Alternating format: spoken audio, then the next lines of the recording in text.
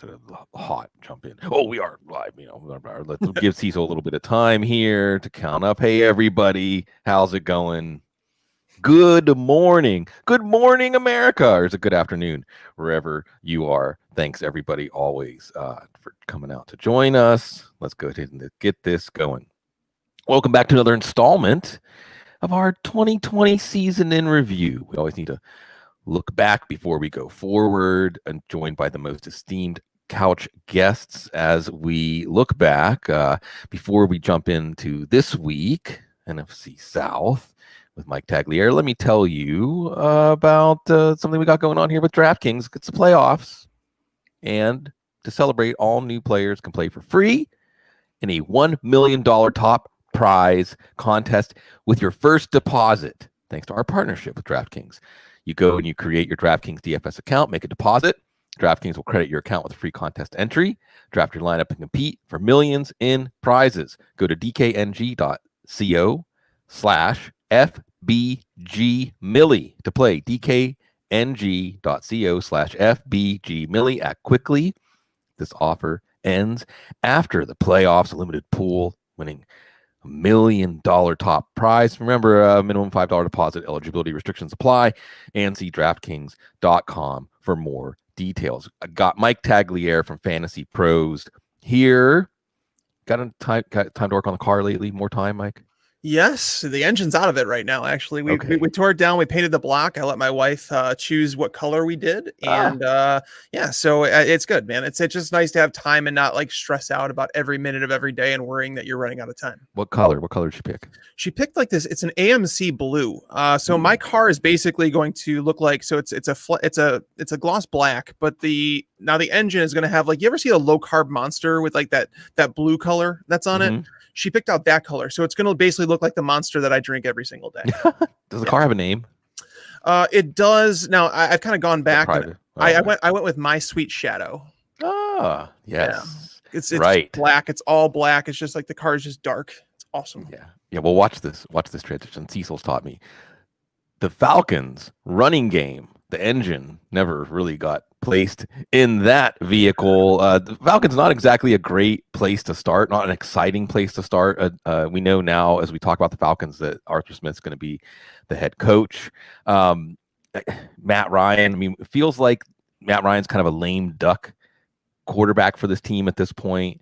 But is at least, does Arthur Smith make you excited for whoever the running back is going to be? Mark Ingram, Terry Fontenot, the GM, knows Mark Ingram well. Like, if Mark Ingram lands in Atlanta, if we have a redo of like a Todd Gurley retread, are you even going to poke it with a stick?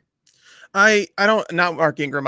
No, I think he's done. But at the same time, you have to look at the roster and you have to say, what is Atlanta going to do with this team? Because they're not in a position to win right now. They kind of have to rebuild the roster. Some people are asking, are they going to cut Matt Ryan? And because if they do it post June 1st, they get it's still a big number for dead cap. They're not going to cut him. I can't see that happening. So Yates, actually, that works with me, he actually released a mock draft yesterday that he went through and he did 2 trade backs for the Falcons. And it made a whole lot of sense for them to do that, to acquire some picks. And they're going to need to draft a running back at some point, because Todd Gurley's done. I think we all know that.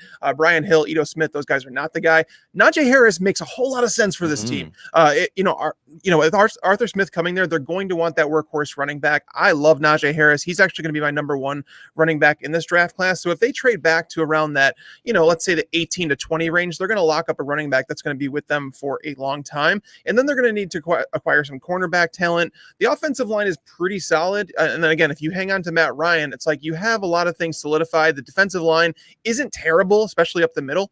So I think this team, there's a lot of different directions they go, and I think the draft's going to dictate a lot of that. But if there's one thing I could say is that Todd Gurley is just, it's sad. I mean, I came across a stat based on NFL's Next Gen Stats. I love that stuff because basically they factor in how many men are in the box when they were contacted behind or in front of the line of scrimmage, how many yards they got after contact, and every running back basically has an expected outcome for every rushing attempt. Todd Gurley on the year totaled 108 fewer yards than the average running back would have. The only running back in the league who had fewer than 81 yards along with Gurley was Frank Gore. These two guys are they're at the end of their careers, and it's sad that Todd Gurley went from a guy that was, a fantasy superstar to one that's basically, I don't know if he's going to wind up with the team, and if he does, it's not going to be in a workhorse role. So they need to draft a running back because this team is in salary cap hell. I mean, they're projected to be, I think, 32 million over the cap, so they're going to have to release some players, but they need to get creative, and there's no running back in free agency that they're going to be able to sign. So I would assume they might take a flyer on Ingram just to kind of work with the young running back that they draft. But I fully anticipate them drafting a running back in the top couple rounds. Yeah, they should. They don't have a lot of big key free agents. Alex Mack, Keanu Neal. Keanu Neal's going to be out there for someone to get. But you're right. And the Ryan and Julio thing, it looks like something that they would move on from in 2022. Not 2021 because of the salary cap considerations, although it doesn't seem like they will be part of the plan going forward. Real quick on Harris, for instance, because I think you've done some way too early rankings already, right? Mm-hmm. So I know from looking at the running backs that you can get 20 deep at running back this year and still kind of like what you see. So, would Harris slot in around guys like J.K. Dobbins, Cam Akers, above, below, just like first glance, knee-jerk reaction? Yeah, I would say, J.K. Dobbins is someone that's the territory I'd put him in. I'm looking at it right now. I just pulled it up. J.K. Dobbins, David Montgomery, Najee Harris. That's where I'm putting Harris right now. And obviously landing spot's going to have to do with a lot of that. But if he were to wind up in Atlanta and let's say that they sign someone like Mark Ingram, I would love Harris. I mean, I'd bump him up a little bit because Matt Ryan does target his running backs in the passing game. Will the offensive scheme change that a little bit? Maybe. But a lot of times quarterbacks are who they are and they do target positions that they target. So Najee Harris, a 3-down back that can get it done. Mark Ingram wouldn't really scare me at all. He would be a guy that I would expect to get maybe like a Jordan Howard type role, 7 to 10 touches per game, maybe get some of the goal line work, which steals some of that. But Najee Harris, I would expect to be in that RB2 range. Cam Akers would probably be someone I'd still favor over him just because Akers, the workload he was getting towards the end of the year, I mean, it was phenomenal. And obviously, with the shortened off season, did that have anything to do with the fact that Akers was kind of eased into that offense because they didn't really have a chance to work in the off season? But Akers, man, I keep moving him up, and I don't know how high too high because you have to worry about Darrell Henderson, who did play pretty well this year. But at the same time, I would take Akers over someone like Najee Harris if he fell to Atlanta. Yeah, it's Scott Barrett and I were going over the NFC West yesterday. And I said, everyone's going to have a running back that they have ranked somewhere in the 10 to 15 range that everybody else has in the 15 to 20 range. It's going to be a different running back for different people. There's going to be a running back that you're going to find when you start doing 2021 drafts, like in the 3rd or 4th round, you're going to get him in every single draft because you say, how could he still be there? That's how deep running back is. And that's even before you add the rookies. Calvin Ridley, we've been waiting for it the season that Ridley passes Julio. It happened. I mean, is he basically after the obvious guys like your Adams and Hill and so on? Is Ridley a bona fide 2nd round pick in 2021? I believe so. Yeah. I kind of put him in that same tier as someone like Justin Jefferson, where, you have to worry about the pass attempts coming down with Arthur Smith coming there, because typically when you do hire a new head coach, those pass attempts will come down and they probably will, Dirk Cutter, whatever. But Calvin Ridley he's proven to be the guy. I mean, I was looking at that earlier today. He's now played 19 games where he has seen 8 or more targets. He has totaled at least 71 yards in 17 of 19 games. And there was just one of those 19 games where he finished with fewer than 14 PPR points. So I think he answered all the questions this year about can he get it done if Julio's not on the field? Is Julio shifting the coverage? No. Calvin Ridley's just that good. He is that guy. And it's almost like a Stephon Diggs type wide receiver, right? Where these guys get targets, they produce. They're two of the top route runners in the league. You can't leave these guys in one-on-one coverage because they will beat any cornerback in the league. So yeah, Ridley is there. I mean, Julio, as long as he's on the team, you can't go all out and say you're willing to reach for him as a top 3 wide receiver because it's going to cap his upside for sure. And on top of the fact that we expect the team to get better under Arthur Smith and maybe dial back some of those pass attempts, because I mean, Matt Ryan's been around that 620 to 660 range. It's kind of ridiculous that we should expect that to dial back a little bit. But Calvin Ridley, superstar, mid to low end wide receiver 1. Yeah, he is hitting his ceiling as an NFL player. His best case scenario. Any interest in injury discount Julio Jones? Yes and no. I've seen some people say that I'll take a shot on him in the 4th round. I'm like, if he falls to the 3rd round, he's like off. He's gone. Like everybody wants to talk about how old he is now, but fun fact, Sig, Julio Jones, he averaged a career high 11.34 yards per target in 2020. It's not something many people realize. I mean, if you look at the wide receivers over the course of the NFL who have seen 68 or more targets in a season, Julio Jones, that number that he posted this year, ranks 16th all time. Julio Jones is still a stud. Calvin Ridley is going to slowly start to pull some of that number one attention that Julio Jones sees. I don't think that he's going to be the top 2 wide receiver that he was for the majority of his career. But if you get Julio Jones in the 3rd round, I think you're stealing. Okay, so data point while we're in the NFC South, just not knowing what we know right now, Julio Jones or Michael Thomas? Wow. We have to assume that it's Taysom Hill under center. Right. I agree with that. Man, I think Julio's a safer play, to be honest with you. Now that we know Michael Thomas has to have some surgery, two different surgeries, right? That's what came out after this week's game. So yeah. Wow. I guess I'll say man, it's so look, your answer has already illuminated the issue here, which is, 3rd round of drafts, there are going to be some tough calls to make. Running back versus wide receiver, and then within running backs and within wide receivers. I think it's shaping up to be a really fun fantasy season, Mike, where people really get to take the players they believe in, because the tiers are deep at both of those positions, in those core foundational players. And I didn't mean to totally head to New Orleans, because we got to talk about Carolina first, and whatever tight ends. Hayden Hurst was not that exciting, but okay. Teddy, it didn't work out. I love Teddy. I love him as the person he is. I think he's a great backup quarterback who can save your season. He's not someone who can make your season as a starter. I don't know what Carolina is going to do at quarterback. I have no idea who's going to start week 1 for them. Now, that being said, is Christian McCaffrey still the number 1 pick in PPR leagues? Yes, he's still the. I wouldn't hesitate. Like this year, I had some. Not this year. The number 2 pick this year, I had some hesitation between Ezekiel Elliott and Saquon, but it was like I could see the argument for both sides. But Christian McCaffrey, I get to that number 1, even especially now that you think that, like, with Gary Kubiak leaving the Vikings, that's going to change the run game there, because it's basically once he came there is when Dalvin Cook started to shine, and now they have Justin Jefferson, Adam Thielen out there. Maybe Irv Smith takes a bigger step. This team should go a little bit pass heavier. But Christian McCaffrey, I put out a stat on Twitter a couple weeks ago, and it was that Alvin Kamara, Dalvin Cook, David Montgomery, and Derrick Henry. What do these 4 running backs have in common? They're the only running backs who finished with more 24 plus PPR point performances than Christian McCaffrey this year. McCaffrey played 3 games. I mean, it's kind of ridiculous. And then you've seen Mike Davis kind of walk in and produce at a high level in this offense. And you're like, all right, well, is it replaceable? I don't think it's replaceable, but it just goes to show that the offense does favor these running backs. They're still going to get him a ton of touches. Even if he takes a step back in the volume department where they want to give another running back 6 to 8 touches, I don't think it's a bad thing for McCaffrey, because he might be fresher, because there is a point where you say, is wearing this guy out, giving him 25, 30 touches per game, is that just too much? Where the efficiency is still there. Christian McCaffrey he's ridiculous. He's a wide receiver and he's a running back in 1, and he's done it on bad football teams. That's the best part, because most of the time that just doesn't happen. Yeah, it's somewhat predictable that he's a cornerstone of the offense, and they can't really take him away. He's the number 1 pick. He's the number 1 pick next year. He was still on a points per game basis, far and away running back 1 this year.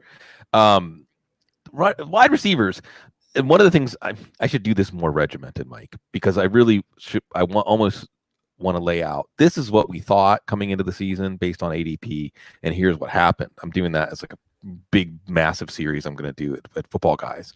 And going into the season, people had DJ Moore as like the clear stud of this group, and Curtis Samuel and Robbie Anderson you throw like a late round pick at and see what happens. And when the season ends, that are pretty close as far as fantasy value. DJ Moore was still the most valuable one, but nowhere near fantasy ADP indicated as far as the gap. Now, Curtis Samuel is going to be a free agent. Panthers have a lot of free agent to look at. Offensive line, like a ton of the offensive line is entering free agency too. Are you going to be interested here? Because I still think that DJ Moore is going to go for more than his stats indicate he should, because there's a lot of people that are big DJ Moore fans, and especially if they don't bring back Curtis Samuel, there's more opportunity. Then there's Robbie Anderson. How much of that was based on Teddy Bridgewater and trying to match his strengths? There's a question there. And then would we be interested in Curtis Samuel elsewhere, or would we be interested in Curtis Samuel coming back because he had such a good second half of the season? Where's your interest lie in this trio of wide receivers going forward? Well, Curtis Samuel depends on who he lands with, because you saw what happened before Matt Rule came there. He was basically miscast in a role that it just didn't work out for him. He was one of the least efficient wide receivers in football. And then you have, Brady coming in, you have Rule coming in. It's like they figured out, it was around like week 5 or week 6. They just figured out this is how to use this guy. And it worked magnificently. Now, at the same time, Robbie Anderson started to take a back seat, because through the first 7 weeks of the season, Robbie Anderson was the number 9 wide receiver in fantasy. Over the final 10 weeks of the season, he finished as the number 42 wide receiver in fantasy, which is more in line with, I think, that what people expected on a high end, because I liked Robbie Anderson coming into the season. I felt like there was no off season, right? They didn't have the preseason games. And it's like, there's a reason that Matt Rule wanted him after working with him back in college. So it's like he knew the system a little bit, where it was just something to help with that transition period. Whereas DJ Moore had no experience there, and it took him some time to get ramped up in the offense. And you saw that as DJ Moore, as the year went on, because he had just 6 games all year with 5 or more catches. 4 of those games came in the final 5 games of the season. So DJ Moore's role continued to grow, and I think that's going to happen. I mean, I don't think many people realize DJ Moore's numbers were better this year than they were in 2019. But it was just weird because the receptions weren't there, and it was done in more of like a big play sort of way. It was weird that they were using him in the roles that they were. But again, it's finding out who these players are as the season goes on and developing that chemistry. I do anticipate that Bridgewater is going to be the starter, considering the contract that they locked him into, the guaranteed money that he has. They may bring in some competition. They might draft someone in the later rounds, hoping to hit with one of those late round picks. But I do expect it to be Bridgewater as this team kind of rebuilds everything. But DJ Moore, I'd say that he's definitely the one I would want in this offense. And where would I be willing to take him? Probably on the range that I had him this year. He's going to fall further than that, I think, a little bit, because I haven't seen his early, like in terms of like what people are expecting out of him. I have him ranked as the 15th wide receiver, sandwiched in between Terry McLaurin and T. Higgins. Now, again, this all comes back to what you're shooting for with those wide receivers in that tier, because like T. Higgins, I do believe like top 10 wide receiver upside, which if Joe Burrow is healthy, we obviously need Burrow to come back, and his surgeon is saying that he should be ready to go at the start of the next season. So T. Higgins been wild. He's someone that I noticed. Expert consensus rankings right now has T. Higgins around wide receiver 22 or 23. What? Yeah, and I'm like, come on, guys, you guys are sleeping on it. I hope it stays like that. I really do. But with AJ Green gone, AJ Green was 10th in the NFL in air yards. So basically, he was stealing so much opportunity. He was very inefficient, obviously. But once T. Higgins became a starter, he was a top 15 wide receiver. So it just depends. Like, are you willing to take that shot for a little bit more upside? Because Moore's upside might be a little capped, because there are so many mouths to feed. They do have Robbie Anderson. They might have Curtis Samuel. They get Christian McCaffrey back. This team might draft a tight end. I mean, Ian Thomas kind of disappeared off the face of the earth, but if they replace Curtis Samuel with a tight end, someone like Kyle Pitts, if they do that, that would be massive for this offense and more firepower. So there's still a lot of things to happen in the offseason, but DJ Moore in that solid wide receiver 2 conversation, high end wide receiver 2, right around there. I don't know why, and I mean this in a bad way for fantasy, that I just have this feeling Curtis Samuel is going to be a Patriot, but who knows? And we'll see. And again, on the offensive line, Taylor Moton, who's like an MVP for this offensive line, he's a free agent. Russell Okung, who had trouble staying healthy, he's a free agent. Chris Reed, one of their starting guards, he's a free agent. Michael Schofield, a big important backup for them, he's a free agent. So they have questions. They're sitting at number 8. I think I don't expect them to make a big move up for a quarterback. I don't expect there to be a quarterback that entices them into taking him at 8. Like you said, sadly for them, it might just be another year of start out the season with Teddy, maybe have somebody else that they hope along with PJ Walker who can hit, which limits the offense to an extent, but not as much as we thought, at least based on fantasy output. A lot of questions. The program's going in the right direction for the Panthers. The Saints, we already touched on. So you're right, and I think you got this right too. And I like the fact that you're willing to commit, Mike, because it's easy at this point when we make rankings and people ask us questions to say, well, I don't know. Ask me when we know who the quarterback is. Ask me when we know if they do this or do that. But we should still be able to say, well, if you ask me to prognosticate this situation, yes, Taysom Hill is the most likely quarterback here. Although Jameis Winston, I know that's the intent of the team to bring him back and have a quarterback competition. Taysom Hill was a top 10 fantasy quarterback for the 4 weeks he was in. Is this potentially one of those Konami code? We say it every time. Rich Rebar, we love you, Rich. Is late round quarterback, had JJ on last week? Is it back if you can get Taysom Hill like in the 15th round?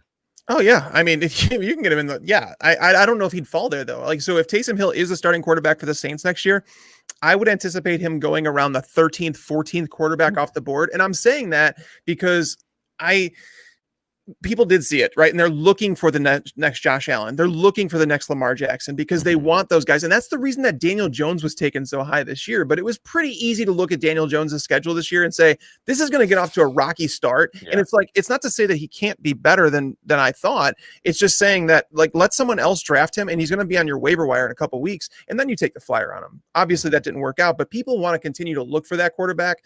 And Taysom Hill, I mean, if you break it down and you look at it this year, he completed a higher percentage of passes than Drew Brees. Yeah. His yards per attempt was slightly higher than Drew Brees. So he did not do bad. And I think this comes back to Sean Payton just being the play caller he is, understanding quarterback strengths and whatnot. Do I think it hurts the pass catchers and running backs? I do, because the team I don't think is going to throw as much. And I also think that they're going to lose some rushing production and or touchdowns to Taysom Hill, like Alvin Kamara did when he was in the lineup.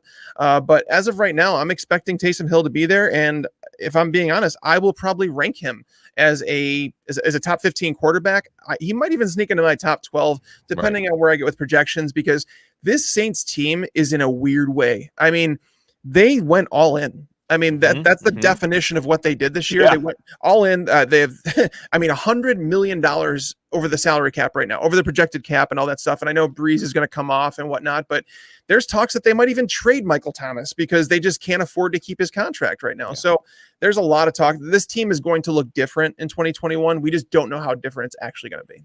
Yeah, it's almost like a company going into bankruptcy or something. Yeah. You know, like what assets are you going to salvage? How are you going to rethink the company mission with this new set of assets and resources?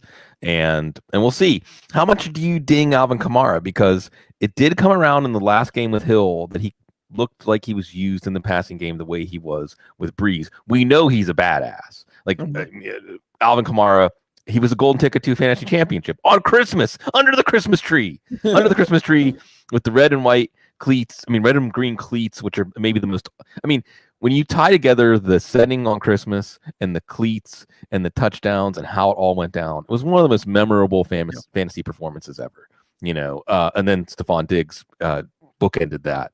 And Josh Allen, I always remember that one. But how much do you ding Kamara, assuming Hill is the quarterback? How much do you ding him? I mean, do you still see him as a bona fide top 5 overall pick, or do you push him down to say like 7, 8, 9 because of the uncertainty? I think he probably still belongs in the top 5, but at the back end of it, because there are question marks there, right? And that's the idea, is that you can't miss. You know, if you have one of those top 3 picks, you cannot miss. You need a running back who's locked into 250 plus touches. I was going over that over the last 10 years. Do you know how many top 5 running backs have finished with fewer than 240 touches over the last 10 years? Wild guess. Maybe one. It was Alvin Kamara in 2017 when he scored 13 touchdowns. I don't think that we're going to get to 13 touchdowns with Taysom Hill under center. I don't. And that's the part that sucks, is that Alvin Kamara is so damn good. And it's the same thing with Aaron Jones, right? Aaron Jones is so incredibly good. I compare these two running backs to each other all the time. They don't need 25 touches per game to get you into those top 5 running back numbers, just because of the offenses they play in and all the opportunity they get. Aaron Jones is, for whatever reason, he's tailed off in the passing game. But with Taysom Hill under center, for 3 of the 4 games, Kamara was almost non-existent. I remember after 2 games, someone reached out to me on Twitter and said, do you value Latavius Murray more than Alvin Kamara with Taysom Hill under center? And I was like, you're stretching it now. We're not doing that. But at the same time, we had to move back Kamara during the time that Taysom Hill was the starter. Alvin Kamara was the number 16 running back in fantasy. So do I think that he's going to be trash? Absolutely not. He's fantastic. But the problem is that he's never totaled 200 carries in a season. So you need that passing down work, or you need those touchdowns. So if I'm on the clock and you're looking at, obviously Dalvin Cook's there, Saquon Barkley's there, Christian McCaffrey, those are the top 3. And then you get to the guys like Derrick Henry, and it's like, that's where you can have the conversation to say, with Arthur Smith gone, does it change the offense at all? Do they utilize Derrick Henry a little bit more in the passing game? He's obviously going to be a big part of that team regardless, but that's the conversation I think you should start having with Alvin Kamara, is with those guys. And not to take this off on a tangent, but that's what we do. Yeah. I still think Ezekiel Elliott deserves a little bit. Oh, he's one of those guys in that tier too. Yeah, for sure. He's going to get 250 touches. That's going to happen. And 20 touchdowns. If Dak Prescott played 16 games this year, Elliott would have had 20 total touchdowns at least. Yep. At least. He was looking like a sharp pick. Where I again, this is going back to me like after Christian McCaffrey this year, the number 2 pick. I remember I had the number 2 pick, and I was so torn between Saquon and Zeke, and I felt like Zeke was being undervalued. I put it up to Twitter, and I was like, "You guys make my number 2 pick." I mean, I am legitimately just torn, as I wanted to pick Zeke, but I felt like everybody's telling me to pick Barkley, and it's like I didn't like the team in New York. I didn't like the schedule to start the season, and then Zeke obviously got off to a solid start. And then when Prescott goes down, it's like everything falls apart. But do you worry about Tony Pollard's emergence in this offense a little bit? Nah, I think that when Pollard got to start, it was clear that he's just not the runner in the base bread and butter running game that Zeke is. And Zeke still looked like Zeke. I mean, he doesn't look like he's starting. He's not, because you talked about Gurley earlier. The sad thing is putting Gurley and Gore together as a postscript to that. Gore is 37, which is amazing that he's a 37-year-old running back in the NFL. Right. Period. Like, you get some sort of great award just for being a 37-year-old running back in the NFL. And Gurley's 26. Zeke is not coming up on one of these early cliffs like Gurley did, sadly. So we'll pour one out for that. We talked about Michael Thomas. Just everybody's going to need to take a stand on Michael Thomas, one way or the other. Just that's ridiculous that a guy who racked up catches, and he did have 2 9-catch for over 100-yard games with Taysom Hill, both against Atlanta, though. So the point is, you're gonna look at all the pieces. You can do your glass half full, glass half empty. Traquan Smith, who looked fantastic in the loss to Tampa Bay, his time is coming. Emmanuel Sanders is under a multi-year deal, but that could be, I'm not sure exactly how that's structured, whether it can get out of that. Jared Cook's a free agent. He's not going to be back. Ugh, that fumble. Lots of other free agents aren't going to be back.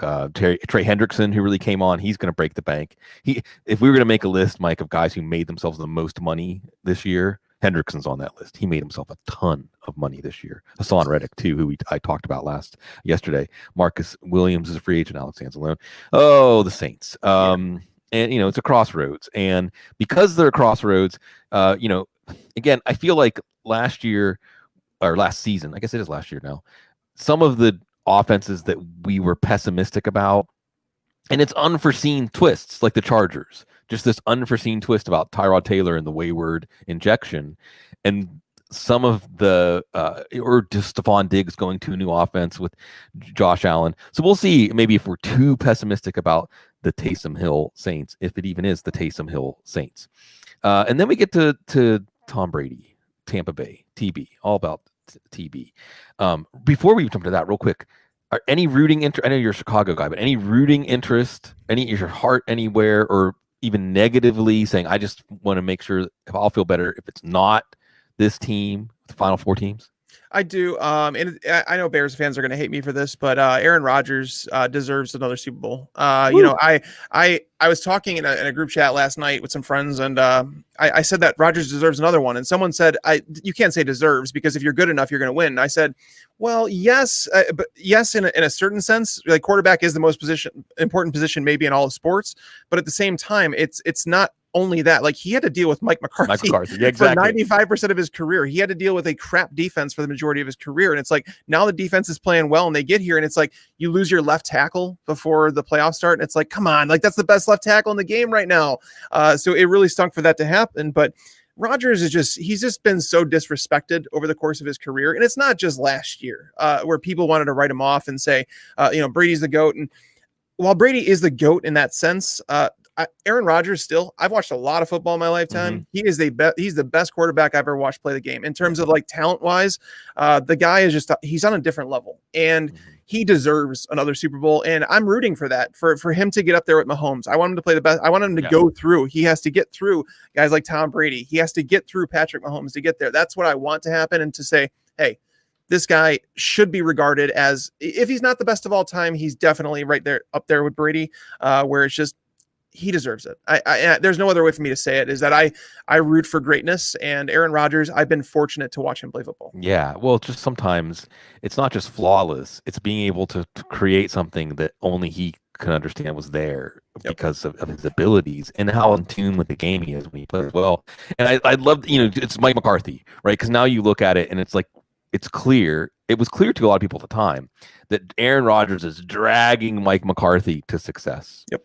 And even, I don't want to say Ted Thompson was a limiting factor for this team, but Gutekunst has just made inspired move after inspired move after inspired move. Aside from someone like Aaron Rodgers, if you look at how this team is winning, Gutekunst's fingerprints are all over it. Anywhere you look, he's been making these decisions that have helped this team get to this point. And yeah, I love that. So yeah, Brady Rodgers. Brady, I'm not sure. It was a successful season. If you look at his season compared to his peers like Roethlisberger and Breeze, who broke down, whose bodies just said, no, you can't be that player anymore, or Rivers. And on this day, we take hats off to Phillip Rivers. As he officially retires today, and whatever, Hall of Fame, no Super Bowl ring, any of that stuff.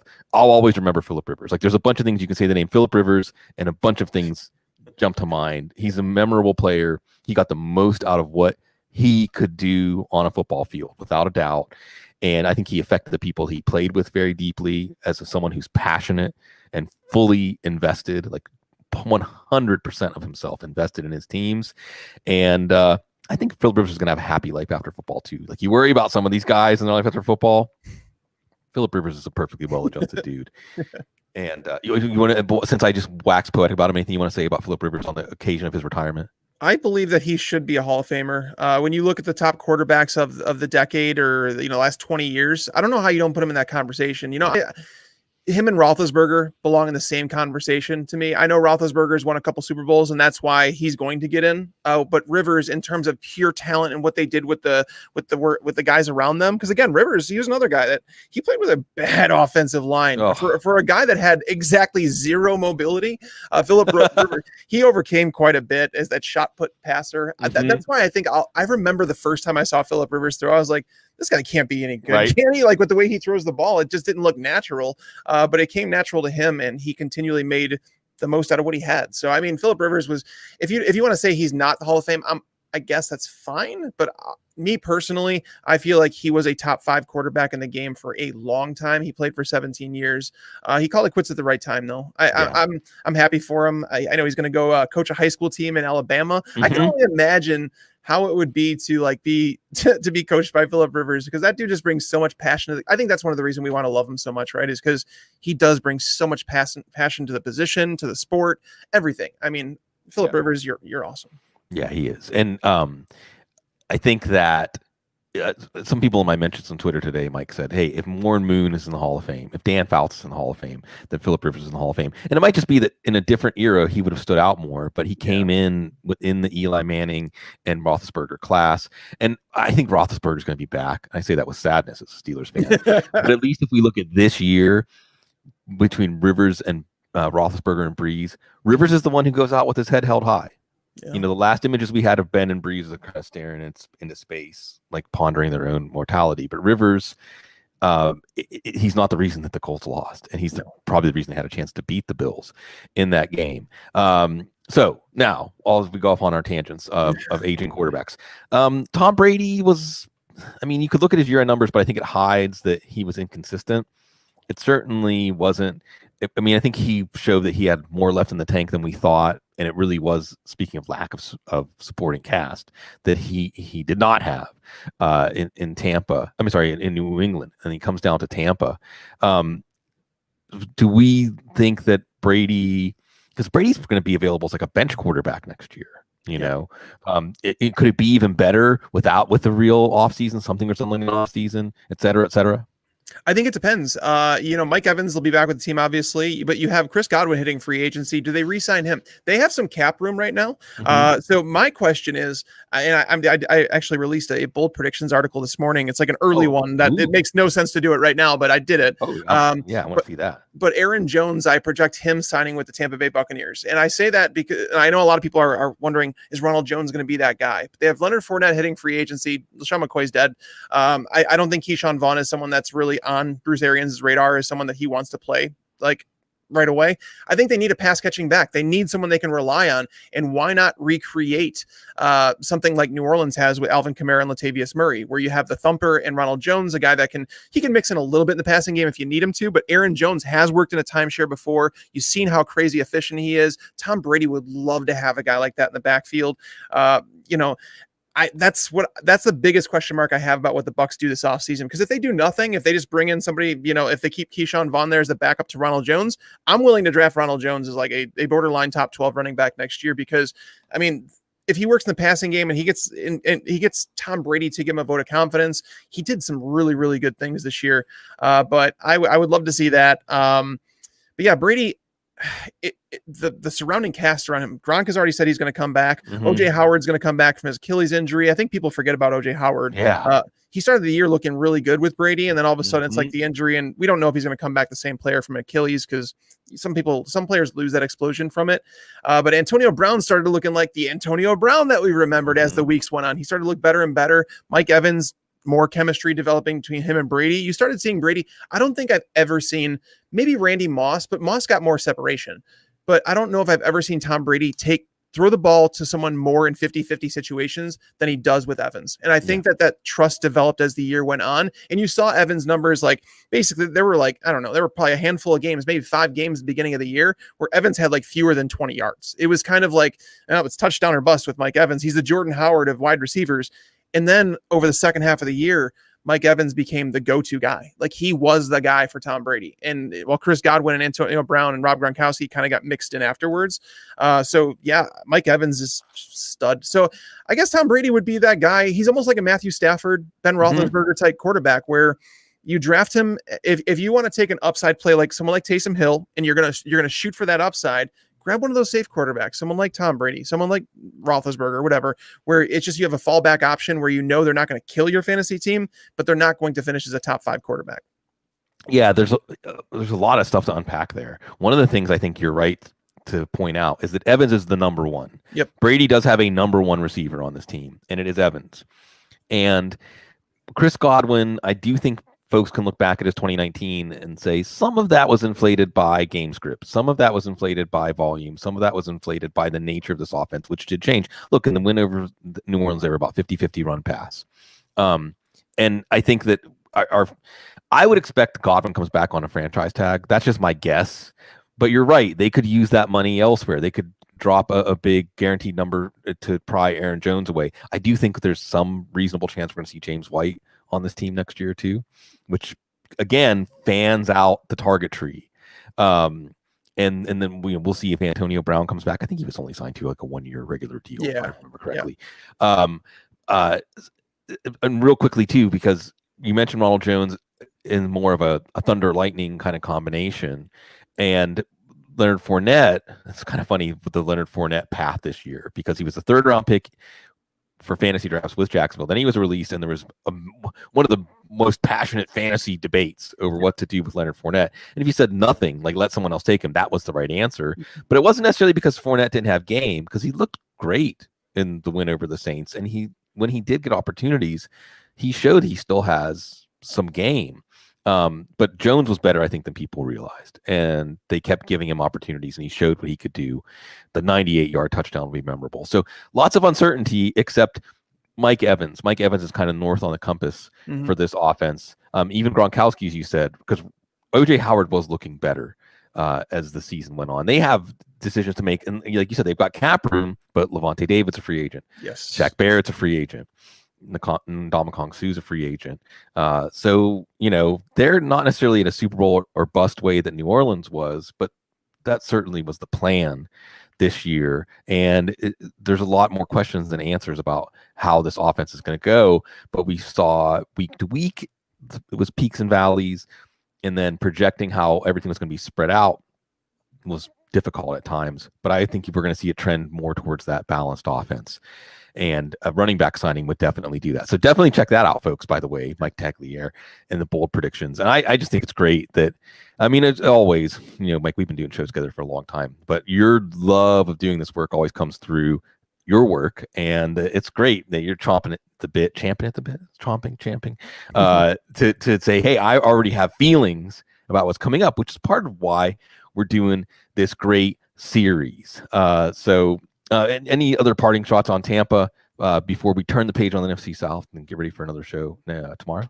No, man. No, I think that's the biggest thing is Gronk. Like in terms of Antonio Brown, Godwin, Gronk, there's OJ Howard. There's a lot of question marks around this offense. So kind of just like play it by ear, understand that Mike Evans is the constant. There's going to be another viable option in this offense. It's just a matter of finding out that pecking order. And I think Antonio Brown surpassed Rob Gronkowski. So as long as he's back, and I would imagine, I don't think many teams are going to take a shot on Antonio Brown, to be fair, even if he looks like the player he was in Pittsburgh, because it's just they don't want that baggage. No. But knowing that the Bucs have already done it, knowing that Brady's there, knowing that Brady wants him there, I would assume that Brady's going to be like, hey, we're all in for it. Even if they don't win this year, it's like, hey, let's add more pieces. And it makes sense with Levante David and Shaq Barrett being free agents that they would say, all right, let's do James White instead of an Aaron Jones, because we need that pass catching back. We have Ronald Jones who can handle most of the first, second down work. So that probably would make a whole lot more sense. It would just be exciting to have Aaron Jones in that offense, though. Yeah, I understand why nobody else would take a chance on Antonio Brown. He literally lived with Tom Brady. Yep. So it's like that whenever there's that person that everyone's like, I don't want to see that dude at my parties anymore. And then he comes with like one of your best friends. And your best friend's like, I'm going to watch him. I'm going to make sure he doesn't cause any problems. But I don't want to see that dude unless you're there with him and you're taking responsibility for what he does and how he affects the room. Yep. And that's why that happened. Just a quick couch type question. If Tampa wins the Super Bowl in Tampa Bay, yep, that's where it is. Who would you be most happy for on that roster or coaching staff? Oh, man. Oh, that's a tough one. It wouldn't be Brady because he's got everything. You want to watch Brady, like you want to just like when Brady does, it's like I told you I could do it, man. Like no. I mean, that's tough. I mean, I guess I might go with Ronald Jones just because the dude was like an underdog to even everybody wanted to write him off. And then when Fournette was signed, it was a big old thing. And I'm just happy he got his career kind of back on track because for after that first season, everybody wanted to derail it. I'm like, guys, it was like 20 some touches. And then it was like fighting with Peyton Barber. And it's how Bruce Arians operates. So I guess it'd be Ronald Jones, but it's weird. When you have Gronk there, when you have Antonio Brown, you have Brady, it's like these guys have all been there. They've done that where it's like, that's where you kind of root for the other guys, the guys that like I said, Rodgers, who deserves it. And I want Rodgers to beat Mahomes because Mahomes is going to have plenty of opportunity. I mean, that guy's going to be there being tied to Andy Reid for his career. I mean, that's just, Yeah, no, it's funny because and look, Arians has rings, so I don't think that it, I mean, I would like to see Byron Leftwich get some recognition going back to Marshall now. Or was that happening? My brain. Anyway, I think it was supposed to. Yeah. Anyway, lots of things coming up, and NFL it's always stimulating. It's stimulating enough that good people like Mike Tagliere can say, "I've got some bold predictions for the next season, and I'm going to be coming out with my way too early rankings." But we really appreciate all of the couch guests coming through, giving us time as we look back. We appreciate all of you coming in, giving us an audience and a reason to continue to put this work out there that we enjoy doing, and hopefully you continue to enjoy consuming, everybody. So thank you. Have a great day. And as always, stay classy.